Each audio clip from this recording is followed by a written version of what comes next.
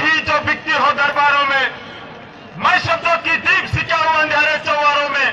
मैं वाणी का राजदूत हूं, सच पर मरने वाला हूं और डाकू को डाकू कहने की हिम्मत रखने वाला हूं। मित्रों, मेरी कलम वचन देती है अंधेरा से लड़ने की और राज मुकुट के नाहक नाम पर राज मुकुट को भंग कराने की। मित्रों, उस व्यक्ति का मरना ही अच्छा है जो खुददार नहीं और मेरा छात्र मरे और मैं कुछ ना बोलूं। मैं ऐसा गद्दार नहीं, मैं ऐसा गद्दार नहीं।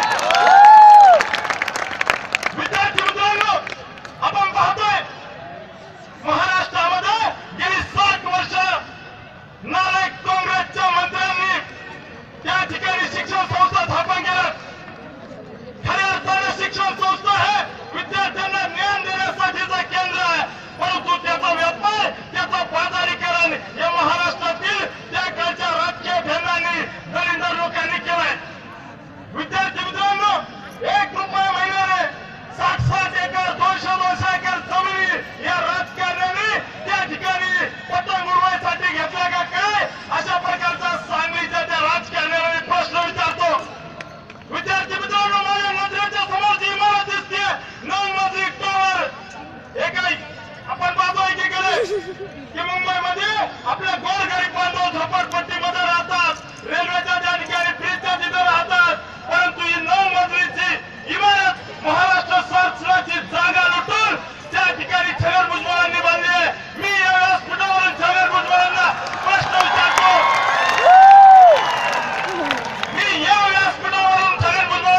विचारतो, भुजबळ साहेब, आता तरी सांगा तुमची प्रॉपर्टी सरकार जप्त काय करतंय? विद्यार्थी मित्रांनो, शिक्षण संस्थाच्या नावाखाली त्या ठिकाणी एकेका कुटुंबामधील 10-10 जण एकाच संस्थेत घ्यायचंय। विद्यार्थी परिषद हे खपवून घेणार नाही। पुण्यातील एका नवऱ्याचं नवरचं पाहून घ्या, होणाऱ्या जावई अजून मुलींचं लग्न व्हायचंय तरी जावयाचं नाव त्या संस्थेमध्ये टाकून घेतोय। अशा या घोर आणि निंदनीय प्रकाराचं विद्यार्थी परिषदेच्या या मंचावरून मी निषेध करतो। विद्यार्थी मित्रांनो, महाराष्ट्रामध्ये शिक्षण संस्था म्हणजे कुठेतरी राजकीय लोकांना चलायसाठी कुपन, कुठेतरी त्या ठिकाणी राजकीय लोकांना पैसे कमवायचं साधन, शिक्षणाचं व्यापारीकरण या सगळ्या राजकीय लोकांनी केलंय। यासाठी सोयीचं म्हणून त्यांनी शिक्षण शुल्क समिती स्थापन केली। या शिक्षण शुल्क समितीमध्ये त्या ठिकाणी त्यांच्याच बाजूने विचार करणारे अशा प्रकारचे लोक घेतले आणि नाही जो खर्च दाखवला। मी एका महाविद्यालयामध्ये गेलो होतो, ज्यावेळेस मी त्या महाविद्यालयामध्ये गेलो त्यावेळेस त्या महाविद्यालयामध्ये एक टॉयलेट होतं, त्यामध्ये एकच टॉयलेट आणि एकच म्हणजे त्या ठिकाणी एकच टॉयलेट आणि विद्यार्थिनीसाठी सुद्धा एकच टॉयलेट। मी त्या प्राचार्यांना विचारलं की एकच टॉयलेट, आपण इतकं मोठं इंजिनिअरिंग कॉलेज, त्याबद्दल तुम्हाला काय वाटतं? तुम्ही शिक्षण शुल्क समितीला देण्याचे पत्र आहे ते मला दाखवा। त्यावेळेस मला त्यांनी पत्र दाखवलं, त्यावेळेस त्या पत्रावरती 10 टॉयलेट लिहिले होते। मी या व्यासपीठावरून अशा सर्व शिक्षण संस्था चालकांना इशारा देऊ इच्छितो, तर यापुढे अशा प्रकारच्या टॉयलेटचे घोटाळे केले तर विद्यार्थी परिषदेचा कार्यकर्ता तुम्हाला त्या टॉयलेटमध्ये कोंडून घेतल्याशिवाय राहणार नाही। विद्यार्थी मित्रांनो, आपण पाहिलं होतं या महाराष्ट्रामध्ये अनेक शिक्षण संस्था त्या ठिकाणी ज्यावेळेस मेडिकलचे ऍडमिशन घेतले जातात त्यावेळेस या शिक्षण संस्था चालकांचा प्रताप आहे का? महाराष्ट्रातील त्या ठिकाणी गडचिरोली असेल, नागपूर असेल, नांदेडच्या किनवटवरून विद्यार्थी वेगवेगळ्या शिक्षण संस्थांच्या एंट्रन्स टेस्ट द्यायला येतात, कळकळीने येतात। जर त्यांना रेल्वेमध्ये जागा मिळाली नाही तर पेपर टाकून त्या रेल्वेमध्ये झोपून बसेसमध्ये झोपून त्या ठिकाणी विद्यार्थी येतात। अशा विद्यार्थ्यांची घोर फसवणूक हे सगळे शिक्षण संस्था चालक ज्यावेळेस विद्यार्थी उपाशी तपाशी न आंदोलन करता ज्यावेळेस परीक्षेला बसतो त्यावेळेस पेन्सिलची परीक्षा घेतली जाते आणि त्या ठिकाणी 40-40 लाख रुपये घेऊन एमबीबीएसचे ऍडमिशन हे सगळे संस्था चालक करतायत।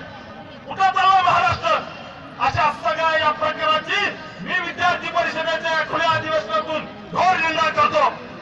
विद्यार्थी मित्रांनो, राजकीय लोक सध्या पाहिलं होतं की एका राजकीय लोकांचं त्या ठिकाणी 80 शाळा, त्या ठिकाणी 10 कॉलेज, अशा वेगवेगळ्या प्रकारे त्या ठिकाणी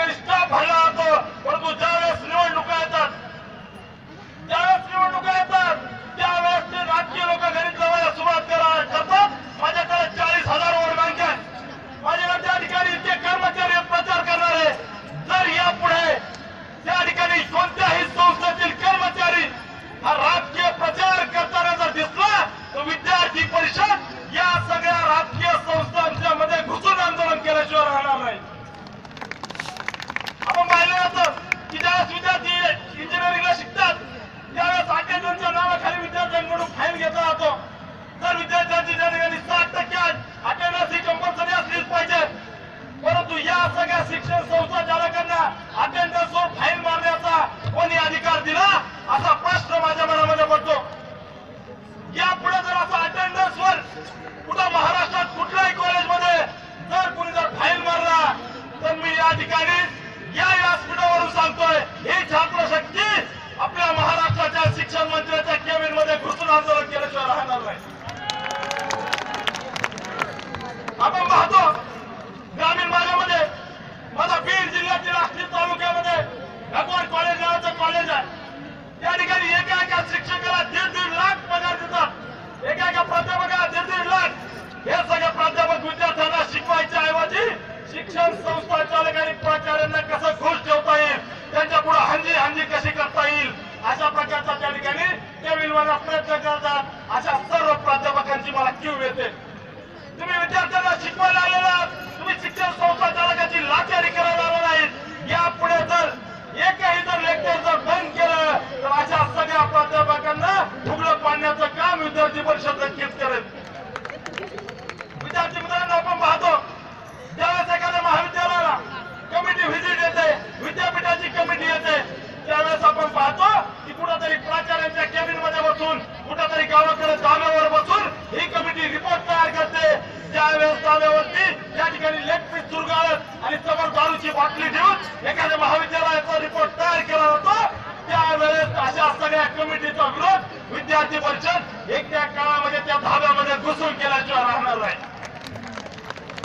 विद्यार्थी मित्रांनो, आपण पाहतो की महाराष्ट्रामध्ये येत्या काही वर्षामध्ये, गेल्या काही वर्षामध्ये इंजिनिअरिंग असेल, डिप्लोमा असेल किंवा वेगवेगळ्या व्होकेशनल ट्रेनिंग देणाऱ्या शिक्षण संस्थांची भरघोस अशी संख्या झाली. अशा सगळ्या शिक्षण संस्थेमध्ये ज्यावेळेस विद्यार्थी ऍडमिशन घ्यायला जातात त्यावेळेस महाराष्ट्रातील सर्व विद्यार्थ्यांची रोड फसवणूक हे सगळे शिक्षण संस्था चालक, इंजिनिअरिंग कॉलेजचे प्राचार्य, शिक्षण संस्था चालक करत असतात. त्यावेळेस मी एका ठिकाणी पाहायला गेलो, नगरमध्ये ज्यावेळेस पॉलिटेक्निकच्या